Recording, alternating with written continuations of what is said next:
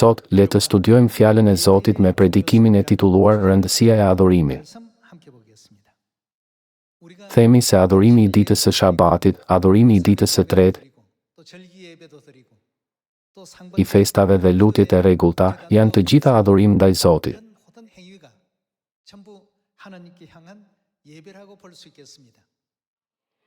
Atëherë, pse duhet të adhurojmë? Shumë njerëz mendojnë se adhurimi është vetëm të shkosh në kishë, të këndosh lavde, të dëgjosh fjalën e Zotit dhe të lutesh.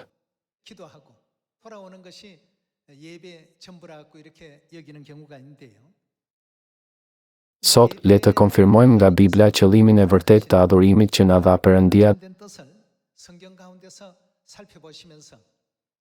dhe të reflektojmë sa e rëndësishme është kjo ceremoni për shpirtrat tanë dhe në botën shpirtërore.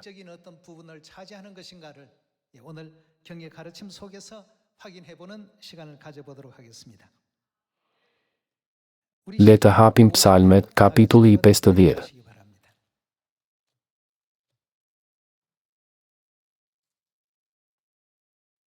Le të shohim Psalmet, kapitulli i 50, vargu i parë. Perëndia i plotfuqishëm, Zoti ka folur dhe ka thirrur në mbledhje gjithë dheun, nga lindja në perëndim. Nga Sioni, për sosmëri e bukurisë, Perëndia shkëlqen. Perëndia ynë do të vijë dhe nuk do të rijë në heshtje. Do të paraprihet nga një zjarr shkatërimtar dhe rreth tij do të ketë një furtunë të madhe. Ai do të thërresë qiejt nga lart dhe tokën për të gjykuar popullin e tij. Dhe do të thotë, mblidhni shenjtorët e mi, që kanë lidhur një beslidhje me mua me anë të flijimit. Vetë fjala flijimit këtu do të thotë adhurim. Në Dhjatën e Vjetër, fjala flijimit përdoret shpesh, dhe në Dhjatën e Re përdoret fjala adhurim. Të dy fjalët kanë të njëjtin kuptim. Në këtë mënyrë, Perëndia na bën të ditur përmes Psalmit, kapitulli i 50, mblidhni shenjtorët e mi, që kanë lidhur një beslidhje me mua me anë të adhurim.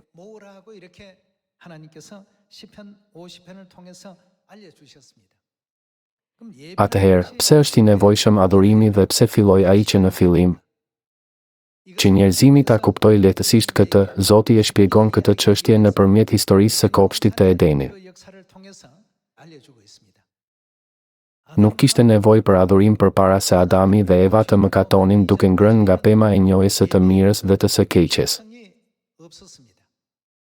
Megjithatë, pasi ata kryen mëkatin e ngrënies nga pema e njohjes së të mirës dhe të keqes,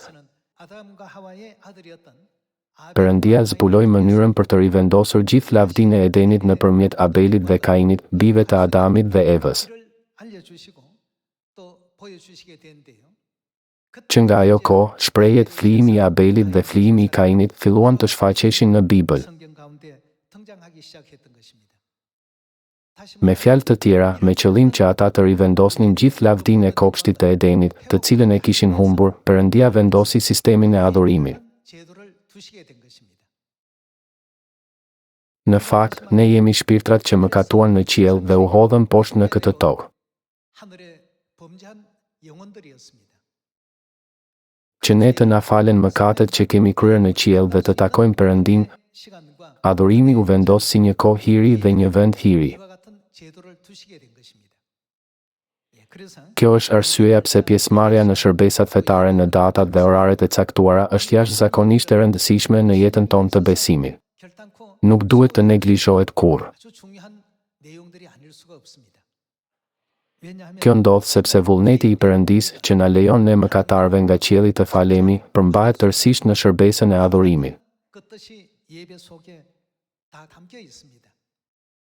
Për më tepër, adhurimi përmban edhe kuptimin e falënderimit për hirin e shlyerjes së mëkateve tona. Prandaj, të gjithë profetët dhe apostujt e kishës së hershme thanë, ne kurrë nuk duhet ta lëmë pas dore adhurimin, kur i këshilluan shenjtorët. Le të hedhim një vështrim te kapitulli i 10 i Hebrejve. 。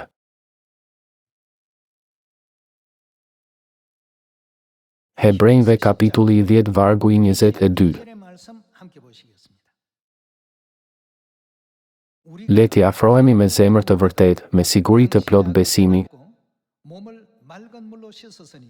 duke i pasur zemrat tona të lara për ndërgjegjës së ligë dhe trupin të larë me ujë të kulluar. Le të mbajmë të patundur rrëfimin e shpresës sonë, sepse besnik është ai që premtoi. Dhe le të kujdesemi për njëri tjetrin, për të nxitur për dashuri dhe vepra të mira. Pa hequr dorë nga të mbledhurit bashkëtonin, sikurse kanë zakon disa, por të nxisim njëri tjetrin, aq më tepër se e shihni ditën që po afrohet. Thënë thjesht, nuk duhet të heqim dorë nga takimet së bashku për adhurim, siç e kanë zakon disa. Në vend që të ndjekim zakonin e tyre për të mos marrë pjesë në adhurim, duhet të inkurajojmë njëri tjetrin dhe të bëjmë çdo përpjekje për të mbledhur së bashku ndërsa shohim afrimin e ditës së lavdishme të Perëndisë. Ky është mësimi që na mëson Hebrejve kapitulli 10, vargu i 25. Prandaj, adhurimi ka një kuptim shumë të rëndësishëm. Le të vazhdojmë me vargun e 26. Sepse në qoftë se ne mëkatojmë me dashje mbasi kemi marrë dijen të së vërtetës, nuk mbetet më asnjë flijim për mëkatet. Që do të thotë, nuk mbetet asnjë adhurim për faljen e mëkateve. Por vetëm një pritje gjyqi e tmerrshme dhe një endezur zjarri që do të përpijë kundërshtarët.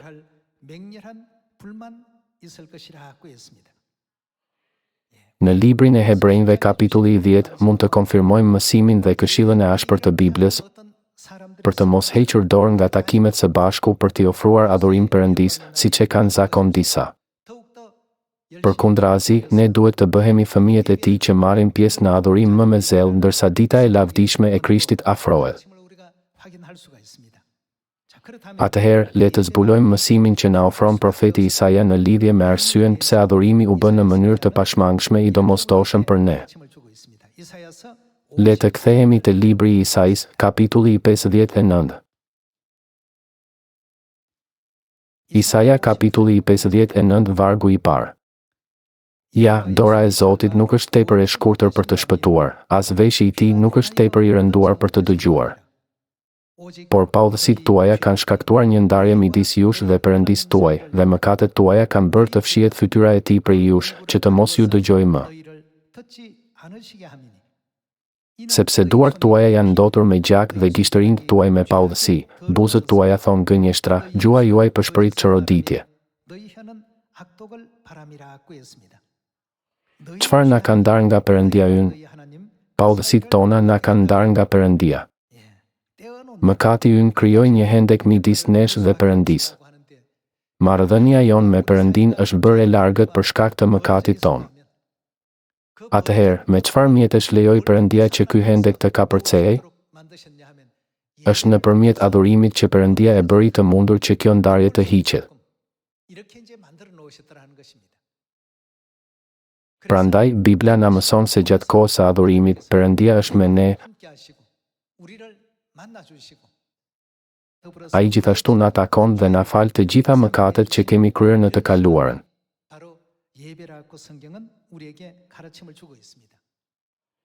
Pasi Adami dhe Eva mëkatuan duke ngrënë nga pema e njohjes së të mirës dhe të keqes, Perëndia i urdhëroi Abelin dhe Kainin t'i ofronin një flijim.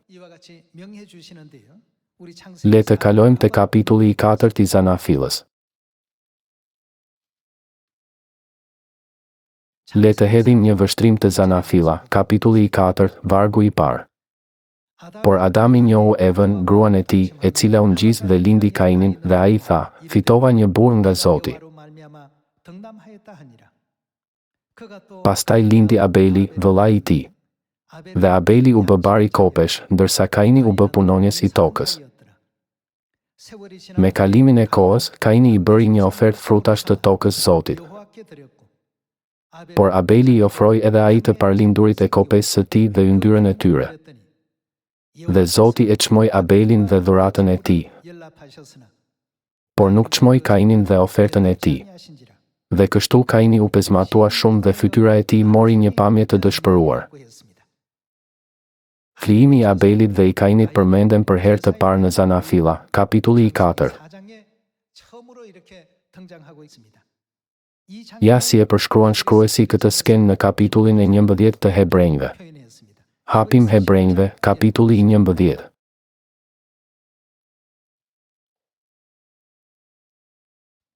Kapitulli i 11, vargu i 4. Me anë të besimit Abeli i ofroi Perëndis. Çfarë i solli Abeli Perëndis? Flijim më të mirë nga ai Kainit. Me anë të tij ai mori dëshmimin se ishte i drejtë, sepse Perëndia dha dëshmi se i pranoi ofertat e tij. Dhe me anë të tij, ndonse vdiq, ai po flet ende. Këtu shkruhet se Abeli i ofroi Perëndis një flijim më të mirë se Kaini. Kaini solli nga të korrat e tij. I ofroi Perëndis flijim gruri. Abeli i ofroi Perëndis të parlindurin e kopës së tij. Ç'kuptim kanë këto dy oferta? Oferta e Kainit dhe e Abelit u bën me sinqeritet të plotë. Megjithatë, shkruhet se Perëndia pranoi vetëm ofertën e Abelit. Ofertën e Kainit nuk e pranoi.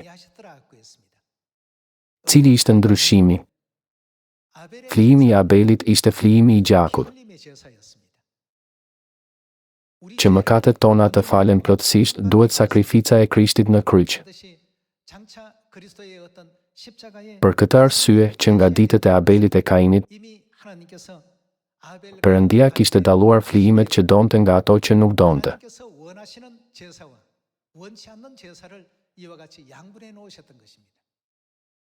Për nga sinqeriteti, Kaini vuri më shumë mund në ofertën e tij. Ai mbilte fara, kujdesej për to dhe ju iste në kohën e duhur ditë e natë, që të korrat të rriteshin mirë. Perëndia se miratoi flijimin e Kainit, ndonse u ofrua me gjithë zemër. Por pranoi ofertën e Abelit për qengjin e parlindur, flijuar me derdhje gjaku.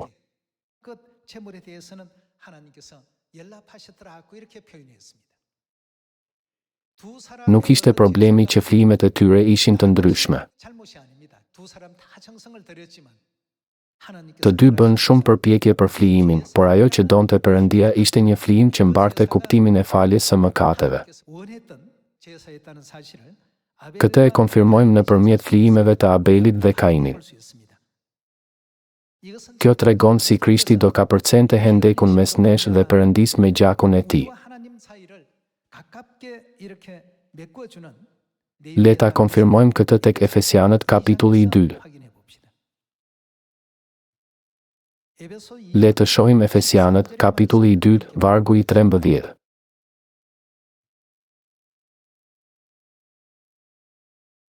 Por tani, në Krishtin Jezus, ju që dikur ishit larg, u afruat me anë të.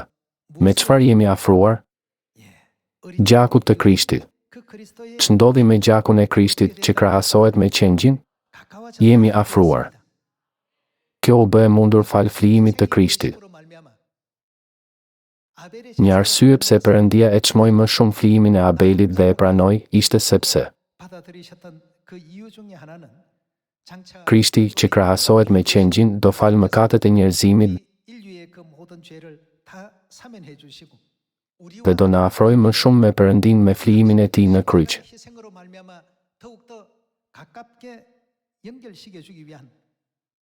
Prandaj, siç është shkruar tek Efesianëve kapitulli i 2 vargu i 13, si ka ndryshuar marrëdhënia mes Perëndis dhe nesh, por tani, në Krishtin Jezus, ju që dikur ishit larg, u afruat me anë të gjakut të Krishtit. Thënë thjesht, gjaku i Krishtit na afron me Perëndin. Vazhdojmë me vargun i 13. Por tani, në Krishtin Jezus, ju që dikur ishit larg, u afruat me anë të gjakut të Krishtit. Ai në fakt është paqja jon, ai që ka bërë nga të dy popujt një dhe ka shembur murin e ndarjes. Duke e prishur armiqsinë në mishin e tij, ligjin e urdhërimeve të përftuar nga porosi, për të krijuar në vetvete nga dy një njeri të ri, duke bërë paqen, dhe për t'i pajtuar të dy me Perëndin në një trup të vetëm. Cili ishte qëllimi tjetër i tij? Me anë të kryqit, mbasi vrau armiqsinë në vetvete. Dhe ai erdhi për t'ju shpallur paqen, juve që ishit larg dhe atyre që ishin afër. Sepse përmes tij që të dy kemi hyrje tek Ati nëpër një frym të vetme. Ju, pra, nuk jeni më të huaj, as bujtës, por bashkëqytetar të shenjtorëve dhe pjesëtar të familjes së Perëndisë. Thënë thjesht, pjesëtar të familjes së Perëndisë do të thotë se jemi bërë familja e Perëndisë.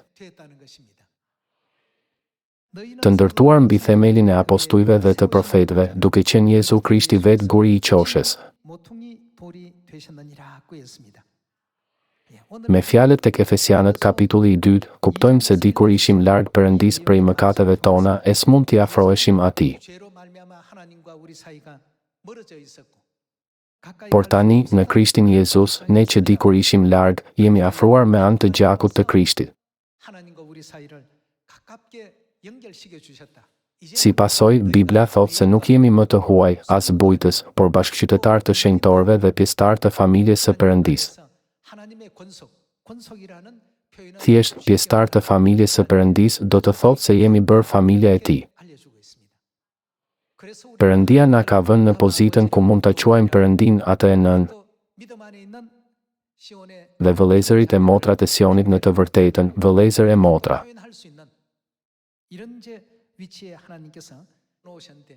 Si përmbushi Perëndia të gjitha këto? Perëndia i përmbushi të gjitha këto me beslidhjen e adhurimit. Disa antar pyesin për shprehjet flijim dhe adhurim. Disa mund të mos e kuptojnë mirë, ndaj le të shohim së bashku Eksodin, kapitulli i 12, vargu i 3.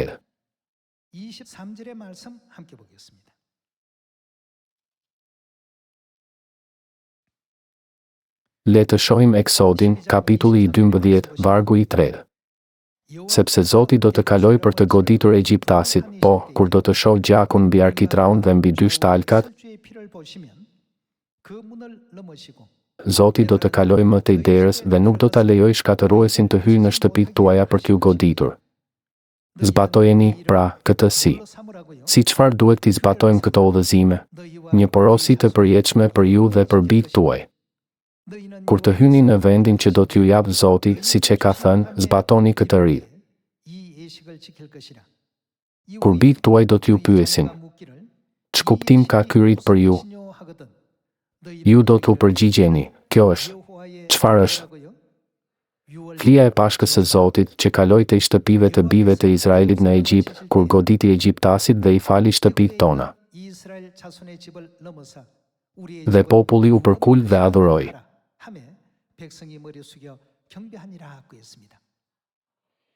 Mbajmë adhurimin e Pashkës çdo vit. Çfarë thot libri i Eksodit për adhurimin e Pashkës? Kjo është flija e Pashkës së Zotit. A nuk quhet prandaj Jezusi qengji i Pashkës? Edhe në Egjipt 3500 vjet më parë, Perëndia kaloi te shtëpive me gjakun e qengjit të Pashkës, që fatkeqësia të mos i prekte.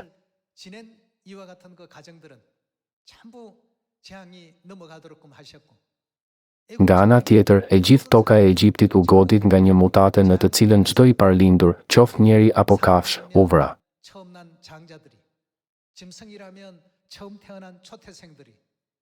Kjo ngjarje e tmerrshme, e cila ndodhi rreth 3500 vjet më parë, është regjistruar në Bibël. Për këto shërbesa adhurimi, Perëndia thotë, mblidhni të gjithë ata që lidhen beslidhje me mua me anë të flijimit. Perëndia e quajti Pashkën adhurim dhe flijim të Pashkës në Eksodin kapitulli i 12. Prandaj, arsyeja pse Perëndia e pranoi ofertën e Abelit dhe tha se ai solli një ofertë më të mirë se Kaini, është se oferta e Abelit ishte një flijim me gjakun e qengjit, dhe oferta e Kainit ishte një flijim pa derdhje gjaku.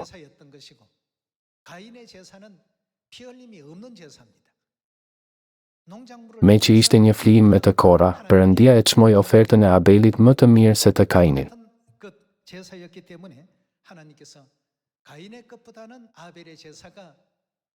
Perëndia pranoi ofertën e Abelit dhe refuzoi të Kainit,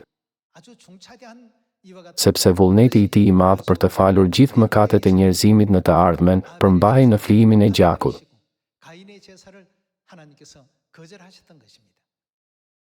Nuk ishte sepse Perëndia kishte mëri ndaj Kainit. Njëra ishte një flijim me gjak dhe tjetra ishte një flijim pa gjak. Perëndia tregoi paraprakisht se çfarë do të bënte për mëkatet e njerëzimit duke pranuar një flijim me derdhje gjaku. Prandaj shkruhet tek Hebrejt se Abeli i ofroi Perëndisë një flijim më të mirë se Kaini.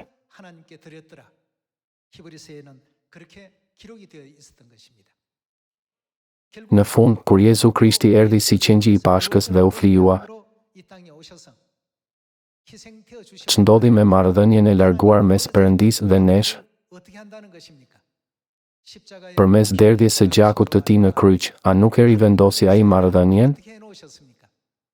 Perëndia e rivendosi marrëdhënien dhe na afroi. Prandaj Bibla mëson se ne, dikur të huaj e shtektar, tani jemi pjesëtar të familjes së Perëndisë. Ai na bëri pjesë të familjes së tij. Kjo është arsyeja pse adhurimi është kaq i rëndësishëm për ne. Prandaj Perëndia tha të mos heqim dorë nga mbledhjet e adhurimit, siç e kanë zakon disa. A nuk na kujton Perëndia se duhet të adhurojmë gjithmonë, që të shpëtohemi, të marrim faljen e mëkateve dhe të kthehemi në atë tonë të përjetshëm qiellor?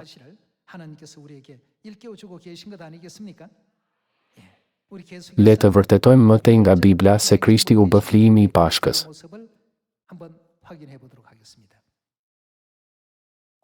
Le të shohim e para e Korintasve, kapitulli i 5, vargu i 7.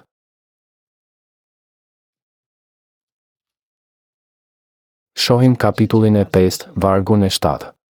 Hiqni, pra, majan e vjetër, që të jeni një brum i ri, siç jeni pa maja. Sepse Pashka jon, kush është ai? Që është Krishti, u flijua për ne. Vargu i 8 thot: prandaj le të kremtojmë festën. Festa këtu i referohet Pashkës. Si pasojë, flijimi i Krishtit, i cili përfaqësohet si qengji i Pashkës, e ka bërë këtë festë, adhurimin e Pashkës, edhe më domethënës.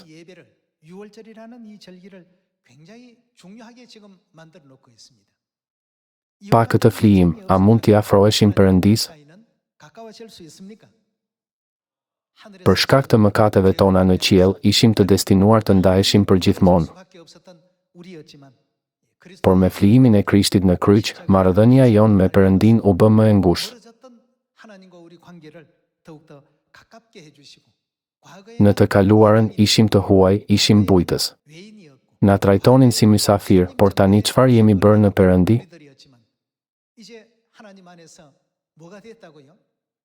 Jemi bërë pjesëtar të shtëpisë së Zotit, familja e Tij. Prandaj, tani e tutje, mund të quajmë Perëndin atë. Ati ynë që je në qiej, u shenjtëroft emri yt. Thënë më thjesht, jemi të denjë të themi lutjen e Zotit që na mësoi Jezusi. Vetëm ne mund ta themi këtë lutje. Megjithatë, po në të kaluarën, kur ishim të zhytur në mëkate, ishim të huaj, bujtës dhe jo hebrenj. Por, me anë të gjakut të Krishtit, jemi afruar gjithnjë e më shumë me Perëndin. Nuk jemi më të huaj as bujtës, por pjesëtar të shtëpisë së Perëndisë. Përmes kësaj, a nuk e vërtetojmë sërish rëndësinë e adhurimit që përkujton dhe nderon flijimin e Krishtit?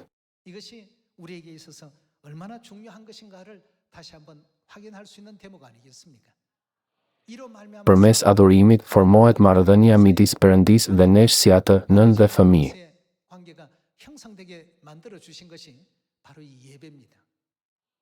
Prandaj, cili është kuptimi i fjalëve, pa hequr dorë nga të mbledhurit bashkëtonin, sikurse kanë zakon disa?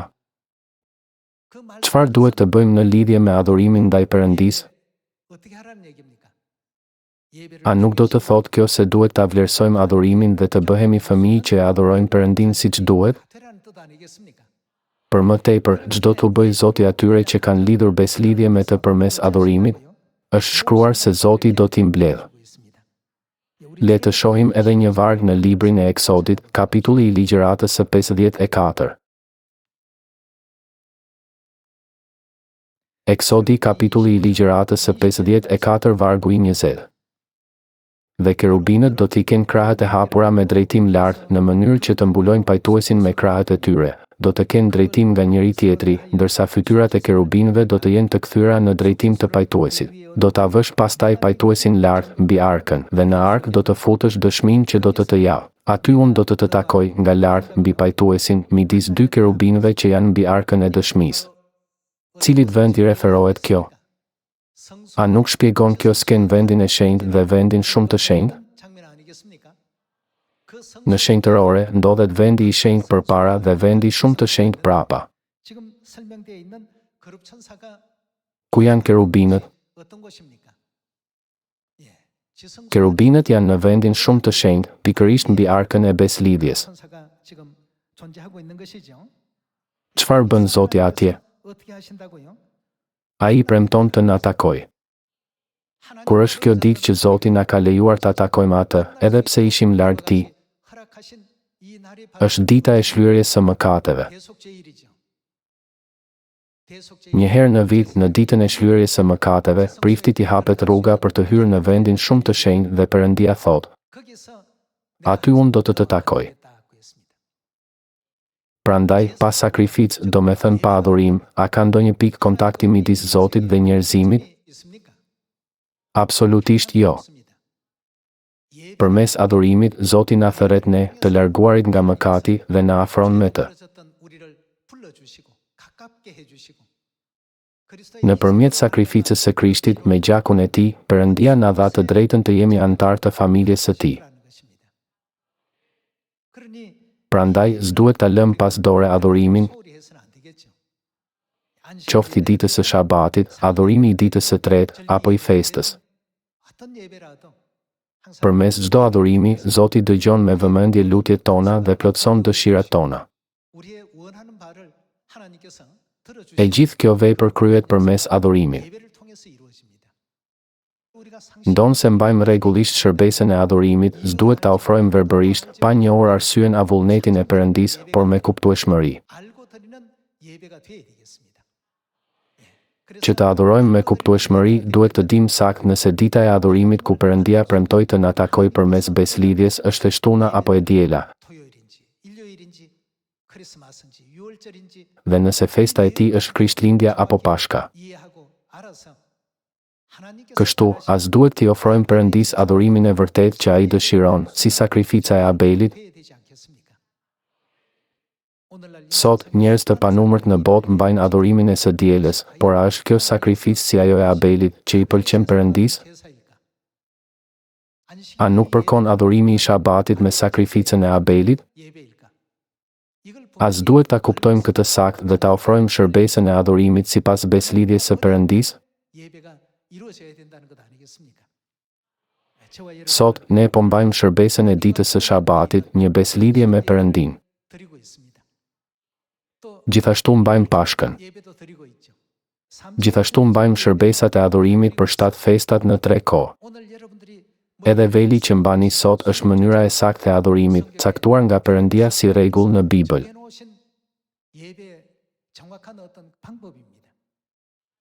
Meqense Bibla thot prerë se e kundërta do të ishte një akt çnderimi ndaj Perëndisë, grave u kërkohet të mbajnë vel gjatë adhurimit. Ky është një rregull adhurimi brenda kishës së Perëndisë.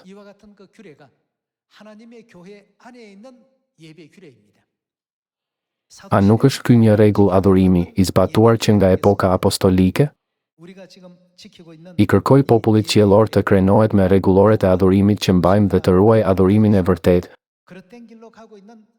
që t'u japim mësimet e drejta kishave në botë që po humbasin rrugën. Dëshiroj ta mbyll predikimin e sotëm. Faleminderit shumë.